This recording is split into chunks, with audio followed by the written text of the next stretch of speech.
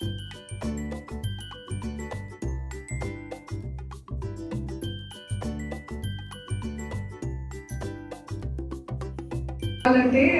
మన భారతదేశం యొక్క సంస్కృతిలో మహిళల పట్ల అపారమైన గౌరవం, ఆప్యాయత మరియు ప్రేమ కలిగి ఉన్నది. అదే విధంగా మా నాన్న చెప్తూ ఉంటారనమాట, ఆడపిల్లలు అంటే మా ఇంట్లో తులసి మొక్క, కడుపులో పుట్టిన మరో అమ్మ, మరియు ఆడపిల్లలు అంటే కల్మషం లేని ప్రేమకు చిరునామా. సో అందుకే చెప్తాను, అమావాస్య చీకటిలో నిన్ను చందమామని వెతికి పట్టుకోగలమేమో, కానీ ఆడబిడ్డ ప్రేమలో మచ్చని మాత్రం వెతికి పట్టుకోలేము. అదేవిధంగా జీవితం అనేది ఉప్పొంగే జలపాతం, గుండెలో చెలగడ్డం ఆడడం సహజం. అలాంటి సమయంలో ఆడశక్తి తోడు నీడగా ఉంటూ మనని ప్రోత్సహిస్తుంది. కాబట్టి మనం ఆడవాళ్ళని ఆది శక్తి అనేసి చెప్తాము.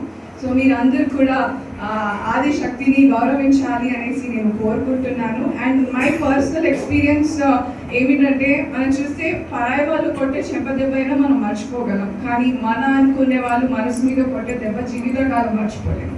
సో నేను పుట్టినప్పుడు చాలా మంది చెప్పారనమాట మా పేరెంట్స్కి, ఆడపిల్ల పుట్టింది, మీరు ఇప్పుడు బంగారం కొనడం స్టార్ట్ చేయండి అనేసి.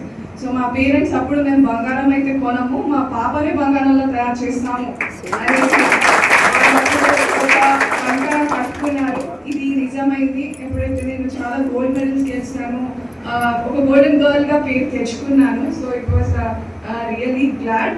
అండ్ నేను కూడా అందరిలాగే ఒక మామూలు కుటుంబానికి చెందిన అమ్మాయిని, కానీ మా అమ్మ స్ఫూర్తితో, నాన్న ఆశీస్సులతో ఇవంతా అచీవ్ చేయడం జరిగింది. కాబట్టి రాబోయే రోజుల్లో ప్రతి ఒక్క అమ్మాయి కూడా నైనా జస్వాల్ కావాలి అనేసి నేను మనస్ఫూర్తిగా కోరుకుంటున్నాను. అండ్ అదేవిధంగా మన మైథాలజీలో చూస్తే కూడా సింహవాహినిగా దుర్గామాత, హంసవాహినిగా సరస్వతీదేవి, గుండ్లబిగ వాహినిగా లక్ష్మీదేవి సంపూర్ణ శక్తివంతులై దుష్ట శిక్షణ, శిష్ట రక్షణ చేస్తూ ఈ లోకాన్ని కాపాడుతున్నారు. సో ఆ దేవతలను పూజించడమే కాదు, స్త్రీ జాతిని గౌరవించడం మన బాధ్యత. అందుకే చెప్తాను, మీరు అమ్మని పూజించాలి, భార్యని ప్రేమించాలి, సోదరుని దీవించాలి, కానీ అన్నిటికంటే ముఖ్యం స్త్రీని గౌరవించాలి అనేసి కోరుకుంటున్నాను. फाइनली बस इतना कह सकती हूँ कि आप लाइफ में ना पीपल की पत्तों की तरह मत बनो जो वक्त आने पर सूख जाते हैं, बनो तो मेहंदी के पत्तों की तरह जो खुद पिस कर भी दूसरों की जिंदगी में रंग भर देते हैं.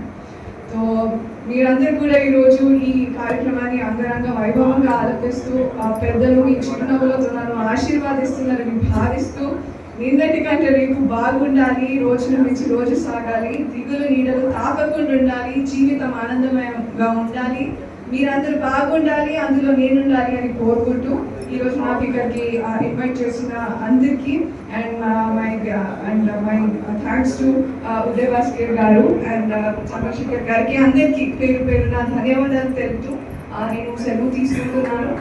एक बार मेरे साथ कहना, भारत माता की जय, और जोर से एनर्जी के साथ, भारत माता की